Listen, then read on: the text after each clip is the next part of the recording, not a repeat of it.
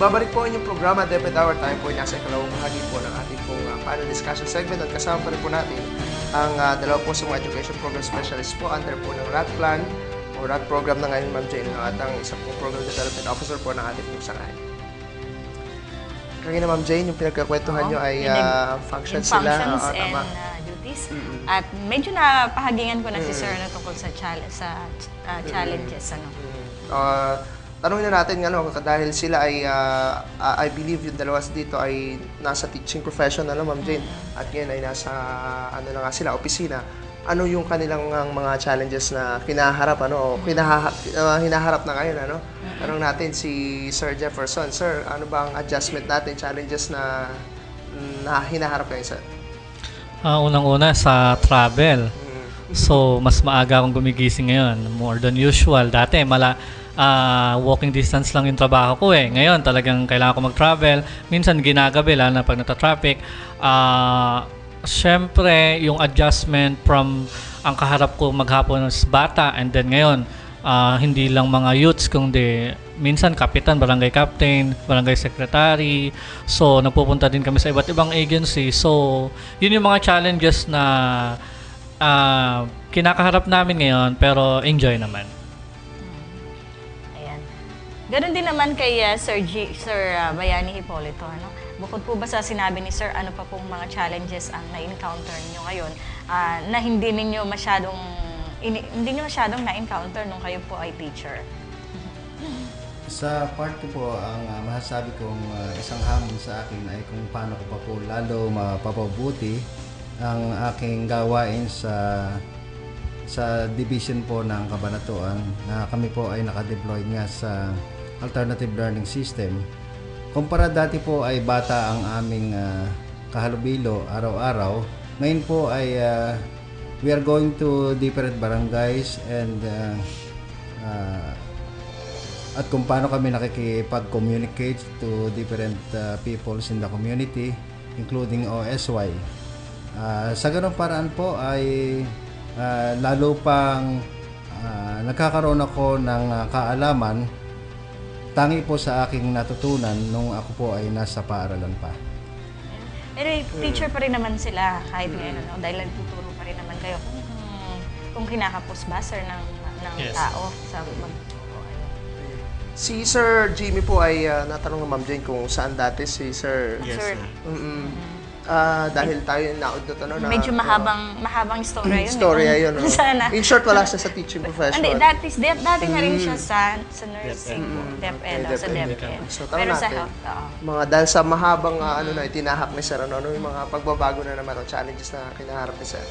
Medyo marami, Sir. In particular po, since kagaya ng sabi ni Madam, parang ngayon lang yung narinig na mayroong disaster and risk reduction management dito sa ating division. At saka isa pa, wala naman daw pong kalamidad. Bakit daw po ba kailangan ng disaster and risk reduction management? Yung palang pong tanong ni Madam na yon ay isa sa masasabi kong pinakamalaking challenge sa aking trabaho ang ipinagkaloob sa akin ng division. Nakahanda po ba ang ating general public na tanggapin itong programa na to na may kinalalaman sa disaster and risk reduction management? Pangalawa po, dahil sabi niyo nga po, bago to. So lahat po ng documentation, preparation, technical and planning, ngayon pa lang po natin inumpisahan gawin.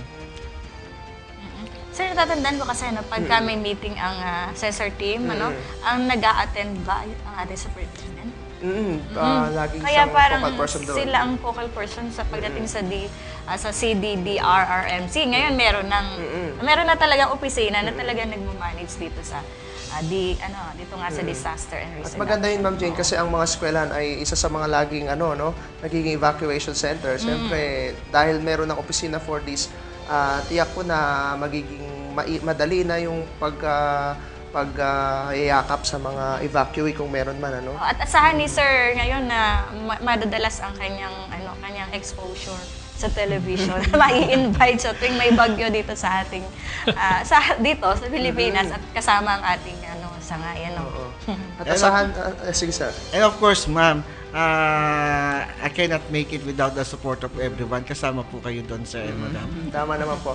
At syempre, Ma'am Jane, sa June o July siguro, dahil under na rin kay sir yung mga earthquake drills, Yeah. Tama ako, sir, kasi ito ay isang programa nga ng DepEd at nagkaroon na nga lang ng specific office for these programs, under the RAT program. Yun ang maganda doon, Ma'am Jane, Yes, sir. Gaya nga nung nakakarang mga interview natin sa ating mga guest, nagkakaroon na ng kumbaga ay focal person sa bawat activity nito at hindi kung isang tao lang ay napakadami yung Na dati puro EPS, puro Education Program napakadami Supervisors yung na kanilang naka-assign. hinahawakan na gano'n.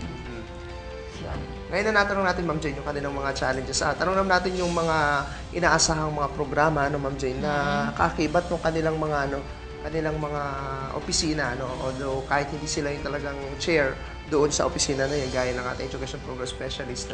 Tanong natin kung ano yung mga inaasahang mga programa, lalo ngayon, malapit na rin ang pasukan, Ma'am Jane, April, pagkabilang ko, magmamayo na, Okay, sige, unahin natin si Sir Bayani. Sir, ano po ang mga programa ang aasahan po sa opisina ninyo? Sir. Sa ngayon po ay patuloy ang aming programa na kami ay napupunta sa bawat barangay at nakikipag-coordinate simultaneously po mapping, advocacy program ng Abot Alam. Kung saan po ay nakikipag-usap kami sa mga barangay officials upang malaman namin ng kung ilan ang bilang ng kanilang OSY at sa ganung paraan ay amin po silang mabigyan ng kaukulang education dahil po sila, yung mga OSY nito na ito ay hindi nga po nakakatungtong ng pag-aaral kung kaya't sa pamamagitan po ng alternative learning system sa tulong po ng aming mga mobile teacher ay amin pong aabot ang advokasya ng Department of Education sa larangan po ng alternative learning system. Sa pagkakaalam ko, sir, ito ay nag-umpisa na, May mga klase nang nagaganap. Tama po ba, sir? Actually po, ongoing na yan. Kami po ay nagmo-monitor ng mga classes na mayroon po sa bawat district, District 1 hanggang 4 po. Maina, Ma'am Jane, na punta ito sa DepEd. Dati ito ay, ang Abot Alam ay nasa DILG, kung hindi ako nagkakamali. At hindi naman natin sinasabing hindi nag-prosper, pero siguro nakita nga nila na mas may magagawa yung DepEd kapag ang Abot Alam ay nasa ahensya natin. Pero kasama pa rin lang ang DILG. Ang Tanong natin. DILG, ha, sir? Bale po sa Abot Alam, based po dun sa inattendan po ng aming mentor, si Ma'am Josie C. Palyok. So, ongoing po yung Abot Alam, pero yung DepEd po ngayon ay nakapokus lang siya sa ALS, Accreditation and Equivalency Test. Pero ang maganda po nito, sa Abot Alam po, umiikot na din po kami sa bawat barangay. So, kasabay na din po nung advocacy campaign for ANE, sinabay na din po namin yung technical skills which kami pong mga NC holder at yung makikipag-coordinate din po kami sa TESDA and ibang agency na makakapag-provide ng technical skills. So, isinama po na din namin sa mapping yung bukod sa OSY, yung pong mga unemployed na gusto din nilang magkaroon ng skills at magkaroon ng immediate na trabaho. So, Anong tawag nyo ngayon, sir, sa program na yun? Abot Alam pa rin po Abot siya Alam din actually. siya. So, ang Abot Alam po ay nakapokus sa technical skills at saka sa education, in which yun nga po ibabalik namin, yun po yung challenge sa amin, ibalik yung mga OSY sa formal education. Kaya nga yung yun po. infomercial, Ma'am Jane, na ginagawa natin. Gusto mo bang mag-aral, magtrabaho, ganon, o matuto ng entrepreneurship, Yun yung kanilang mga Yes, ma'am. advocacy sa Abot Alam. At saka dagdag ko lang po sana, ulitin ko po ulit yung kanina. So para po sa ating mga tagapakinig na ngayon po nag-open po ang ALS, meron pong 22 vacant positions para sa literacy volunteer. Kung sino po yung interested, preferably education graduate, with or without experience, immediate hiring po ito. So ongoing na po kasi yung klase at ang dami din pong OSYs na ang target po namin is 50 per class. Minsan madami, so nakakailangan kami ng 22 teachers. So sa mga interested applicants po, pwede nyo pong dalhin dito sa division office yung resume nyo and then Kailangan, i-orient sir, po let namin pass, sila. sir? Preferably hindi, no? Preferably po, pero basta po nasa teaching field. Or kung graduate siya ng technical course, pwede niyang ituro. So, yun po. Is volunteer, sir, ang anong tawag po? At yun po, technically, a literacy volunteer, pero meron po yun honorarium. At the same time, less yung trabaho niya compare sa mobile teachers saka sa DALSIS. Kasi po sa mobile teachers and DALSIS, 32 to 40 hours a month. Tapos the whole week, pumapasok sila. Ito pong mga literacy volunteer natin, papasok lang po sila ng twice a week, 3 hours a day. So, kung makukompleto po nila yung 20 to 30 hours, meron po silang compensation. Sabihin ko na din po, para sa kaalaman ng lahat, meron po silang compensation na 7,500. At yan, sir, ay na-assign sa mga barangay. Depende po kasi pag na-meet po namin yung 50, kung sa isang barangay mayroong 50 po doon, so equivalent po yun sa isang literacy volunteer. Kung hindi naman po, example, Adwas Norte, yung pong tatlong Adwas, so kung as a whole 50 sila, so isang literacy volunteer sa tatlong barangay. So ganun naman po. Pagdating po ba sa ranking, halimbawa ng magagamit nila yung experience nila dito? Syempre naman po. Equivalent po siya as teaching experience. Meron pong ibibigay ang DepEd na certificate na talaga namang nagturo sila. At the same time, sila din po mismo pwedeng tulungan ng DepEd na katulad namin na national certificate holder, si Sir, sa welding, ako sa computer program. Pwede po din namin silang tulungan para maidagdag sa credentials nila. Ayan. At kailangan ba, sir, ay resident ng Cabanatuan? Ayan. Para sa mga nakikinig. Syempre naman po. Dahil ang i-accommodate po natin ay yung mga OSY within our 89 barangays po. Ayan. At Ma'am Jane, naisip ko lang kasi itong mga out-of-school youth na to, syempre parang hindi maiiwasan na masabi na bore sila sa klase, dahil sa siguro hindi maganda yung instruction. Paano naman nagagawa nila na masiguro na ang instruction sa ALS ay hindi kagaya ng pinagsawaan kumbaga ng mga estudyante na ito. Kaya sila nag-out, diba? nag-out Kaya sa nag-out school. sila sa school, Kasi boring, parang gano'n, Paano naman dito masisiguro? Meron ba programa sa instruction din ng mga teacher sa ALS, sir?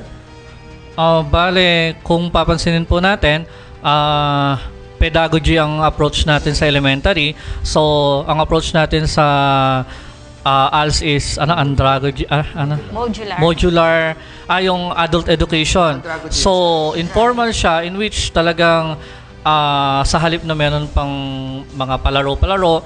So, I think yung mga mobile teachers namin at DALSIS and then literacy volunteer, equip sila para makuha yung interest ng mga adults. Magkakaroon pa ba, sir, ng mga trainings para sa mga mobile teachers? Opo. Meron po kaming mga meron po kami mga nakahilalang trainings nitong medyo na late lang po, May and then June. Throughout the year naman po, meron naman po mga trainings para doon. So, mainam na Ma'am Jane, At talagang kahit sila hindi napapabayaan sa pagpapaunlad ng instruction din. So, dako naman tayo kay Sir GB. Sir, sa opisina po ninyo, ano po mga nakakasanating mga gawain, sir? Sa pansamantala po, habang nag-iintay po tayo ng directives from the central office, ang una ko pong ginawa ay nag-conduct ako ng assessment through informal interviews, informal conversation with our schools division superintendent, the City Disaster Risk Reduction Management Office, the Bureau of Fire, as well as the City Social Welfare and Development.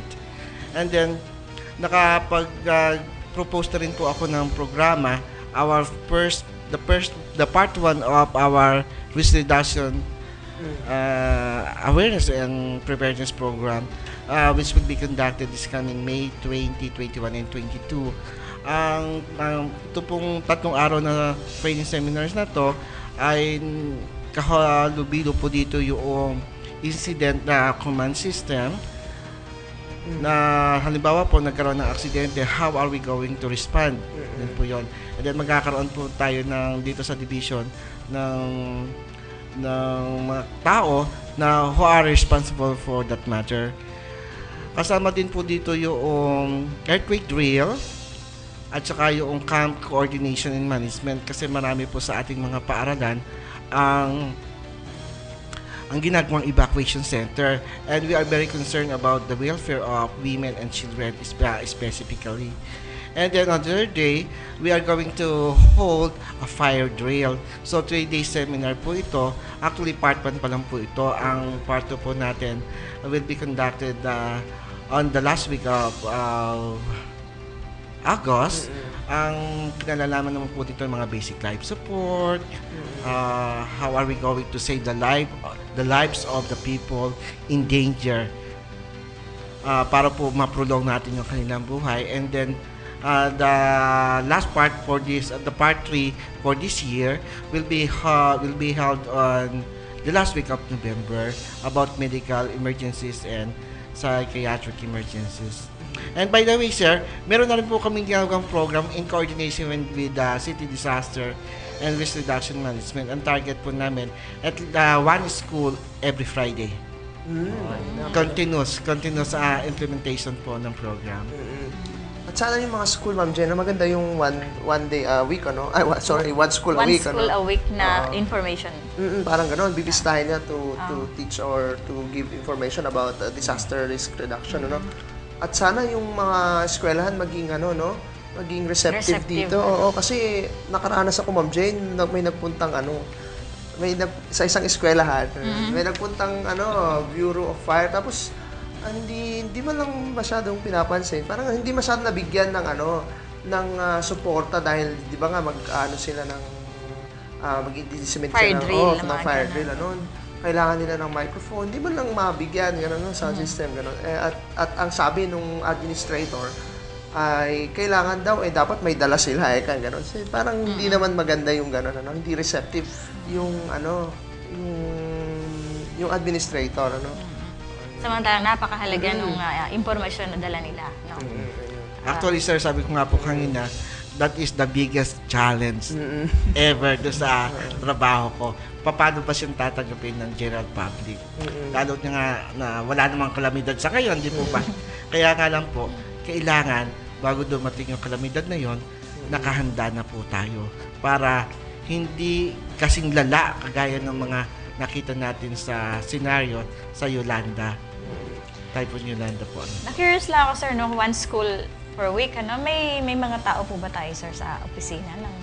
Actually po, you are in coordination with the City Disaster and Risk Reduction Management of Cabanatuan City ang kasama ko po. Usually, team po sila. 5 to 6 members plus me.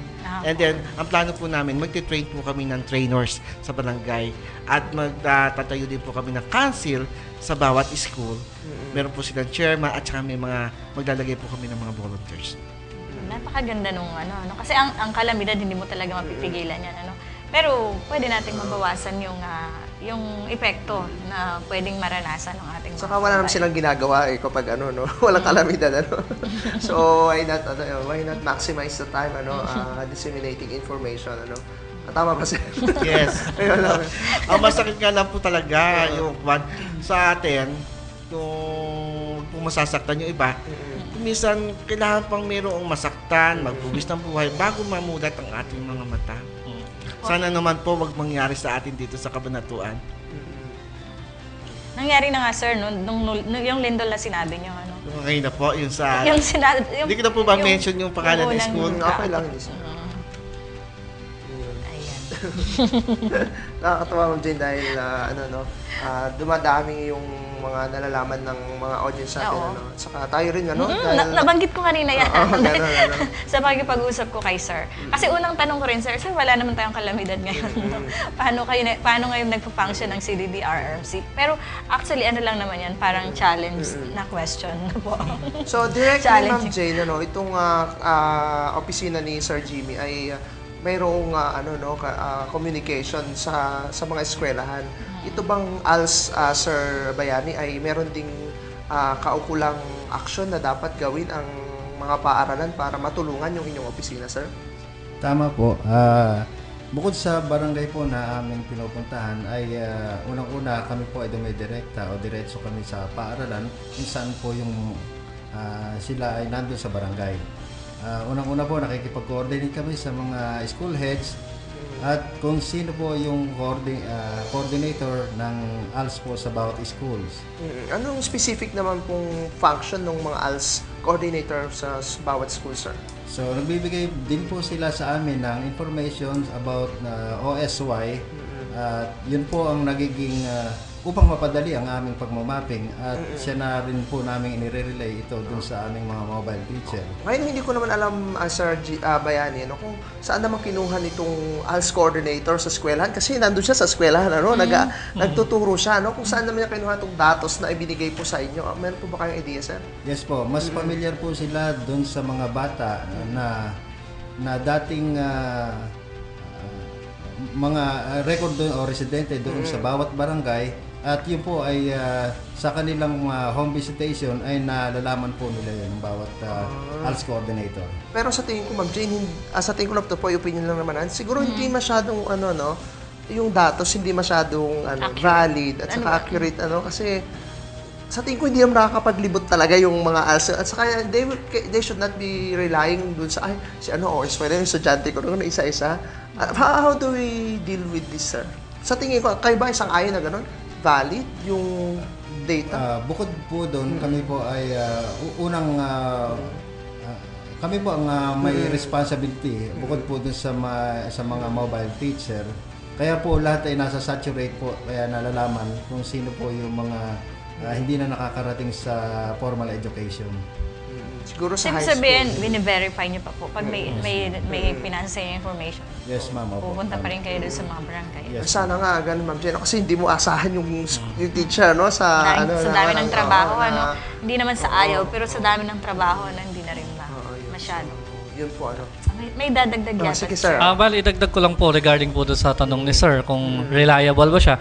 Actually po, last year meron pong kinonduct para pong yung survey ng NSO. So meron pong tinalagang, I think, 3 teachers po para sa abot alam na in which 1 month talaga silang nag-conduct ng mapping. So I know meron silang honorarium doon. Kaya I think talagang ipinush din nila na gawin yung work. At the same time, kasama naman talaga sa job description nila, anong tawag dito? Job-related, DAS-related work nila na puntahan talaga, magbahay-bahay yung mga estudyante. At the same time, tignan kung sino ba talaga yung example, drop out or yung bigla na lang umalis sa school, especially sa mga high school, in which yun talaga ang main aim namin, ulitin ko ulit, to bring back out of school youth to the formal schooling. So, I think reliable naman siya kung at the same time tutulong pati yung buong barangay. So, kawawa naman kasi yung teacher kung siya iikot, depende din kasi talaga ito sa mga nakikinig, lalo na sa mga magulang, kung makikinig sila ngayon, kung ipupush nila yung anak nila na aral pa at meron naman talaga tayong ALS, so malaking tulong yon sa magulang and then sa community. So all in all, community, parents, and teachers kasama yung ALS, kailangan magtulungan para maabot yung goal namin. Maganda, Ma'am Jane, yung mayroong mapping talaga ng bakasyon, Yes. Alam ko pati 5 years old yun, Opo, Pero 5 years. lately, I know many ALS coordinator na hindi naman talaga naglibot. So, siguro yun na lang, Yes. yun na lang minap nila, kasi yun I-comment. talaga ay talaga pinuntahan. Opo, i-comment na lang natin yung talagang gumawa. Kasi yun nga ang naging, observation. Yes. Po, marami po tayong napagkwentuhan, bagamat ako po ay kabahagi lamang sa ikalawang bahagi po ng ating panel discussion segment, Ma'am Jane. At isang edisyon na naman ng Balitaan, Turuan at Talakayan ang inyo pong nasaksihan sa ating pong programa Debate Hour. Ako yung nakasama, Alan David Valdez. Sa ngalan po ng ating Schools Division Superintendent, Dr. Todd Raswan, at ng Office of Media and ICT, ito po si Jane Valderrama. Abangan po ninyo ang susunod na programa, Slow Moments and Memories with Jade Christian. Magandang gabi.